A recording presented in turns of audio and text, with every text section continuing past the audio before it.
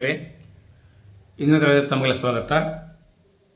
ನಿಮ್ಮೊಡನೆ ಹಂಚಿಕೊಳ್ಳಲು ತಂದಿರುವಂಥ ವಿಷಯ ವಸ್ತು ರಾಜ್ಯಶಾಸ್ತ್ರ ದ್ವಿತೀಯ PUC ಮಕ್ಕಳಿಗಾಗಿ ಭಯೋತ್ಪಾದನೆಯ ಅರ್ಥ ಮತ್ತು ಭಯೋತ್ಪಾದನೆ ಉಗಮಕ್ಕೆ ಕಾರಣ ವಿವರಿಸಿ. ಜನರಲ್ಲಿ ಭಯವನ್ನು ಹುಟ್ಟಿಸಿ ತಮ್ಮ ಗುರಿಗಳನ್ನು ಈಡೇರಿಸಿಕೊಳ್ಳುವ ಗುಂಪಿನ ಕೃತ್ಯವನ್ನೇ ಭಯೋತ್ಪಾದನೆ ಎನ್ನುತ್ತೇವೆ.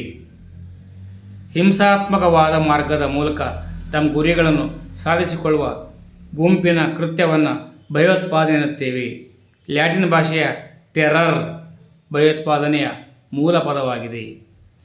ಪ್ರತ್ಯೇಕತಾವಾದಿ ಚಳವಳಿಗಳು ಭಯೋತ್ಪಾದನೆ ಮೊದಲನೇ ಕಾರಣ. ಜಮ್ಮು ಕಾಶ್ಮೀರ, ಪಂಜಾಬ್ನಲ್ಲಿ ಧರ್ಮದ ಆಧಾರದ ಮೇಲೆ ಪ್ರತ್ಯೇಕವಾದಿ ಚಳವಳಿಗಳು ನಡೆಯುತ್ತಿವೆ. Jammu Kashmir liberation front, Indian Mujahideen ಮುಂತಾದ ಸಂಘಟನೆಗಳು ಪ್ರತ್ಯೇಕತಾ ಚಳವಳಿ ನಡೆಸುತ್ತಿವೆ. ಧಾರ್ಮಿಕ ಮೂಲಭೂತವಾದ ಹಿಂದೂ, ಮುಸ್ಲಿಂ, ಕ್ರಿಶ್ಚಿಯನ್, ಸಿಖ್ ಸಮುದಾಯದ ಕೆಲವು ಧಾರ್ಮಿಕ ಸಂಘಟನೆಗಳು ರಾಜಕೀಯ ಲಾಭಕ್ಕಾಗಿ ಭಯೋತ್ಪಾದಕ ಕೃತ್ಯಗಳನ್ನು ಸಹಕಾರ ನೀಡುತ್ತಿವೆ. ಈಶಾನ್ಯ ಭಾಗದ ಜನಾಂಗೀಯ ಸಮಸ್ಯೆ. ಉತ್ತರ ಈಶಾನ್ಯ ಭಾಗದ 7 ಸಹೋದರಿಯ ರಾಜ್ಯಗಳ ಎನಿಸಿಕೊಂಡಿರುವ ಸಿಕ್ಕಿಂ, ಮೇಘಾಲಯ, ಅರುಣಾಚಲ ಪ್ರದೇಶ್, ನಾಗಾಲ್ಯಾಂಡ್, ಮಿಜೋರಾಂ, ತ್ರಿಪುರಾ, ಮಣಿಪುರ ರಾಜ್ಯಗಳಲ್ಲಿ ಪ್ರಾದೇಶಿಕ ಅಸಮತೋಲನದ ವಿರುದ್ಧ ಹಾಗೂ ಜನಾಂಗೀಯ ಹಿತಾಸಕ್ತಿಗಳನ್ನು ಕಾಪಾಡಿಕೊಳ್ಳುವ ಸಲುವಾಗಿ ಭಯೋತ್ಪಾದಕ ಕೃತ್ಯಗಳಿಗೆ ಸಹಕಾರ ನೀಡಲಾಗುತ್ತದೆ. ಉದಾಹರಣೆ, ಮಣಿಪುರದಲ್ಲಿ ಕುಕಿ ತಾಯ್ನಾಡಿಗಾಗಿ ಕುಕಿಗಳ ಹೋರಾಟ. ದುರ್ಬಲ ರಾಜಕೀಯ ವ್ಯವಸ್ಥೆ. ಭಾರತದಲ್ಲಿ ಬಹುಪಕ್ಷ ಪದ್ಧತಿ ಸಮ್ಮಿಶ್ರ ಸರ್ಕಾರ ರಚನೆಗೆ ಕಾರಣವಾಗುತ್ತಿದೆ. ವಿಭಿನ್ನ ಸೈದ್ಧಾಂತಿಕ ಹಿನ್ನೆಲೆಯನ್ನು ಹೊಂದಿರುವ ರಾಜಕೀಯ ಪಕ್ಷಗಳು ಭಯೋತ್ಪಾದನೆ ವಿರುದ್ಧ ಕ್ರಮ ಕೈಗೊಳ್ಳಲು ಸ್ಪಷ್ಟ ನಿರ್ಧಾರವನ್ನು ಪ್ರಕಟಿಸುವುದಿಲ್ಲ.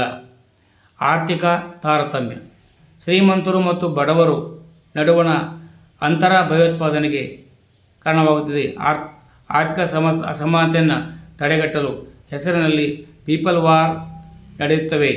ಭಯೋತ್ಪಾದಕ ಸಂಘಟನೆಗಳನ್ನು ನಡೆಸುತ್ತಿವೆ. ಭಯೋತ್ಪಾದನೆ ಪ್ರಜಾಪ್ರಭುತ್ವಕ್ಕೆ ಪ್ರತಿಬಂಧಕವಾಗಿದೆ. ಆಡಳಿತ ಯಂತ್ರಕ್ಕೆ ಅಡ್ಡಿ. ಭಯೋತ್ಪಾದಕರು ಸರ್ಕಾರ, ರಾಜಕಾರಣಿಗಳು, ಉನ್ನತ ಅಧಿಕಾರಿಗಳು, ಗಣ್ಯ ವ್ಯಕ್ತಿಗಳನ್ನು ಗುರಿಯಾಗಿಸಿಕೊಂಡು ಹಿಂಸಾತ್ಮಕ ಕೃತ್ಯಗಳನ್ನು ನಡೆಸುತ್ತಾರೆ. ಚುನಾಯಿತ ಸರ್ಕಾರದ ಆಡಳಿತ ವ್ಯವಸ್ಥೆಗೆ ಅಡ್ಡಿಯನ್ನುಂಟು ಮಾಡುತ್ತಾರೆ. ಸಂವಿಧಾನಕ್ಕೆ ಗೌರವ ಇರುವುದಿಲ್ಲ.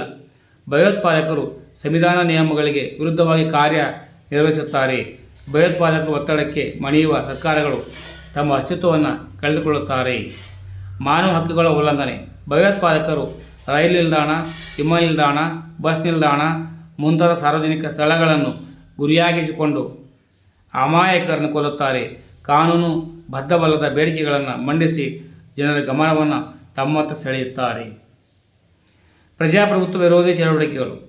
ಭಯೋತ್ಪಾದಕರು ಚುನಾವಣೆಗೆ ನಿಂತಿರುವ ಅಭ್ಯರ್ಥಿಗಳನ್ನು, ಮತದಾರರನ್ನು, ಚುನಾವಣಾ ಕಾರ್ಯನಿರ್ವಹಿಸುವ ಅಧಿಕಾರಿಗಳನ್ನು ಅಪಹರಿಸುತ್ತಾರೆ. ಮತಗಟ್ಟೆಗಳನ್ನು ಅಪಹರಿಸಿ ಕಾನೂನಿಗೆ ವಿರುದ್ಧವಾಗಿ ವರ್ತಿಸುತ್ತಾರೆ. ಭಯೋತ್ಪಾದಕ ಕೃತ್ಯಗಳ ಭೀತಿಯಿಂದಾಗಿ ಸರಿಯಾದ ಸಹಾಯಕ್ಕೆ ಚುನಾವಣೆಗಳನ್ನು ನಡೆಸಲು ಸಾಧ್ಯವಾಗುವುದಿಲ್ಲ. ಆರ್ಥಿಕ ಬೆಳವಣಿಗೆಗೆ ಅಡ್ಡಿ.